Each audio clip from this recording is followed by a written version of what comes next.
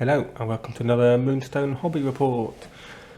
Done a couple now on goblins and humans, the factions. This is just a bit of a ramble really. More like a podcast actually than a video, but I don't do podcasts, I do videos. Just general feelings about the game. Anyone who's watched the videos we've done will know that Jack and I love this game a lot. Really, really good game. So this is just talking about all the things that we like about it really. Some of that you'll see on the videos we played, but on the games we played, sorry, on the videos that you've seen. But if anyone was in any doubt, I'm now going to talk through all the pros of this game. And I honestly believe, and I can say this with confidence, there aren't any cons. There's lots of pros to this game, and I haven't found a single con yet. There's nothing so far I would think I would change about this game. Maybe characters could do a couple of tweaks, but that's not a con on the game. That's just game development. That's just the game improving as you go along, and that's, that happens in any game.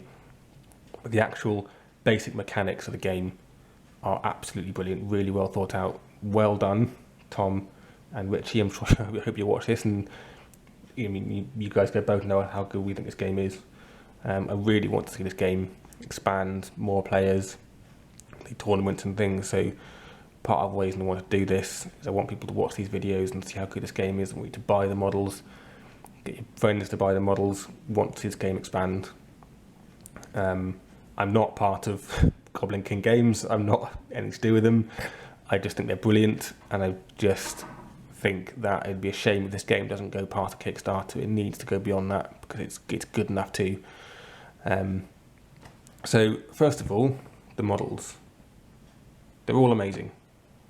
All of them. If you're a painter, that's what you do, and you prefer the painting side of the element, you will love these models. Just buy them to paint them. They're so much fun to paint. I have painted my entire set now of goblins and humans. As you can see, they're all here. And I've loved painting every single one. Not a single bit of these models I've not enjoyed painting. Every single one of them is brilliant. The artwork that you get with it, fantastic. Okay, here's my fairy artwork I got free with the Kickstarter. Look how good that is. Brilliant. The artwork on the packaging is amazing. The artwork on the map, oops, I'm going to try and show you a bit of now. Okay, lovely, lovely artwork. Obviously at the moment I've only got the little rulebook. I'm not going to go through the rulebook because I don't need to. I will do a video on the deluxe rulebook when I get it. That's my daughter's high chair.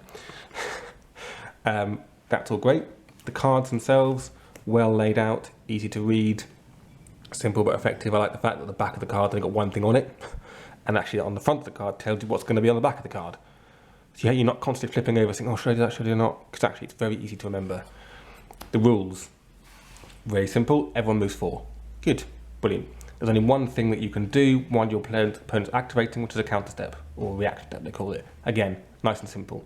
I haven't got to think, oh, maybe I should do this and this. Actually, am I going to do a reaction step with someone? No, brilliant, you go and finish your action. The arcane mechanic is simple and effective. I like the fact you got that bluffing element of it. I think you saw it most in the last game that we had. It initially, when you start playing it, you think, oh, there's not much in this. But actually, when you start thinking about it much more carefully, you can think, well, do I actually mind if you're able to get this ability off again? Because if not, I'm going to call a bluff. And then might be bluffing. And then as the person trying to play the arcane ability, you're thinking, right, they've got no reason not to bluff, so therefore I've got to either not play it or play the card. Obviously, if you've got the card you want, then you just play it, and it's simple. But what I like about it is that if you're someone like Shabaroon, who's got an arcane, he's a wizard. He's a very capable wizard. He's going to get his spells off more often. Which makes sense. Whereas if you're Flintlock, who's basically a dude with an ancient-looking musket, it's not always going to work.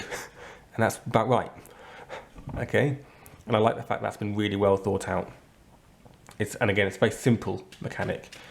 The opponent always has 6 cards. That never changes. Brilliant. Don't worry about anything else. And then it's just, right, I get this many cards, modified for cover. Very simple cover modifiers. -1 if it's in the way. -2 if the centre of the bases are in the way. And same models. Simple mechanic, very easy to remember. We don't look in the rulebook anymore. We've played I would say by the fourth game we played, we no longer had to look in the rule book for the rules. We just knew them, but then we'd learned them. In 4 games, we'd learned the rules. And actually, we'd learned most of the rules for the models as well. So, really good. Next one, the melee mechanic. Examples on the melee cards. You basically got high attack, middle attack, low attack, and then high defense, middle defense, low defense. And you get to learn those really quickly. Falling swing, that's going to be high. You're going from up high. Thrust is in the middle, and rising attack is at the bottom. And you start to learn this very quickly. High guard, obvious. Low guard, obvious. Sweeping cut, it's somewhere in the middle. You start to learn those very quickly, which one's high, middle, and low. And I think, and I say this again, with 100% confidence, this is the best melee mechanic of any game I've played. It's better than, because it represents the swirling melee of combat better than any game I've ever played. And the risk of combat, the best game I've ever played. Now, if you're playing 40k, or Age of Sigmar, one of those games, you go into combat, well, I'm going to do some damage to you, try and kill you before you kill me. In this one, it's like, I'm going to go into combat with you, right, but what am I going to do? Am I going to try and hit you low, risking my signature move on a low attack? You know what my signature move is. So are you going to be able to defend against that? Am I going to try and bluff that and play a thrust? And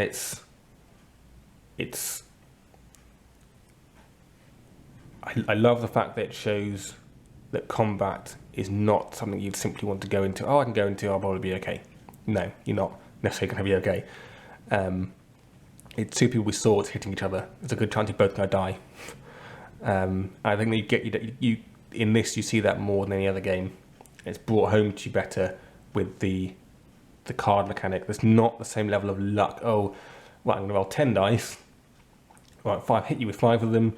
Right, 3 of them have killed you. Right, now you're dead. You know the risks. Whereas with this, what I like about it is you can go in with someone like the Baron.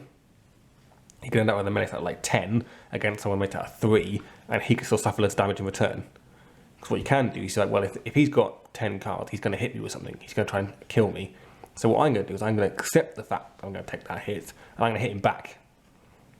Which is like the midget. If you've got a rising attack with him, you know he's not going to play a low guard with 10 cards. He's going to play something attacky. So I'm going to play my rising attack against you, and you're probably going to suffer about 4 damage in return. Or something like that. And the same with other ones. You can accept that you're going to take a hit, knowing that you're going to hit them back.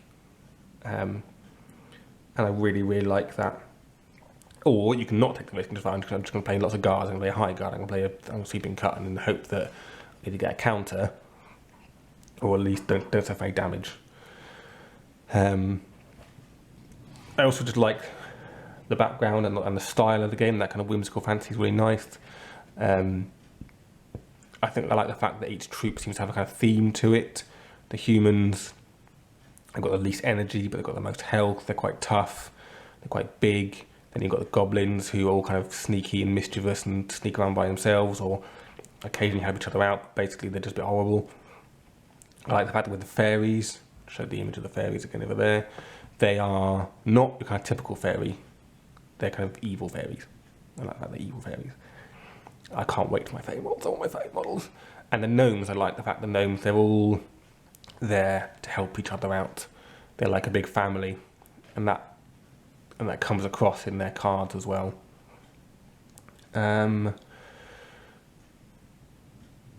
It's a nice small board you play on, 3v3. I don't know what else to say really. I think it's just, you can see how much we enjoy these games by watching us play the games. It's simple mechanics, simple card game mechanic, simple to learn, but there's definitely also, although it's a simple game to learn, there's a lot of tactics available in it when you activate a model. Whether to do counter steps, whether to go, like if I was C6 Stew, I wouldn't want to just jog up to within 3 inches of someone if they've got energy, because then I'll just step away. You've got to risk, you've got to go in closer, you've got to think about how you're going to avoid their counter steps. You've really got to think about how you do things. And I like the fact that even though the model's activated, they're not out of it. Because if you can leave energy on them, they can still step away, they can still do things.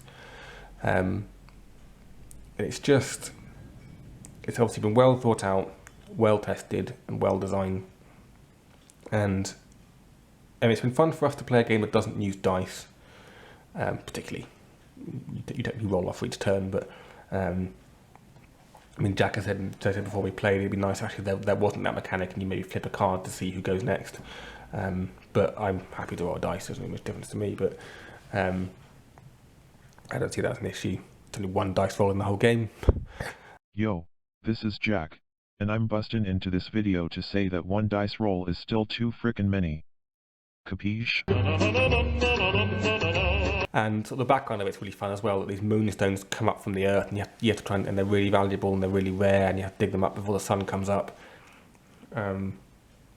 I like that as well. It's fun to play, and the way that you drop the moonstones is fun. I mean, quite often when we drop the moonstones we end up moving a few of them anyway to make it a bit fairer and spread them out a little bit, but you can do that, it's fine. Don't need a lot of terrain. And yeah, just brilliant. Go and buy it, go and play it. And what we'll add on the end of this, if anyone, I live in East Anglia, I live in Norfolk, if anyone wants to have a demo, I'll play one with you, definitely. You can come to my house, I'll make a cup of tea, beer, whatever you want, and we'll play a game of Moonstone, and I'll teach you how to play it and how good it is, and you'll then want to go out and buy stuff. So be prepared that if you do that, you will want to go and buy stuff, because you will like this game. Anyone who likes any kind of skirmish fantasy games, you will love this game. It's brilliant. Nothing else to add, really. Like I said, there's nothing I would change about the game. Not a single con in it. All pros. That's it, really. That's just me talking about how good this game is. Thanks a lot for watching, and see you next time.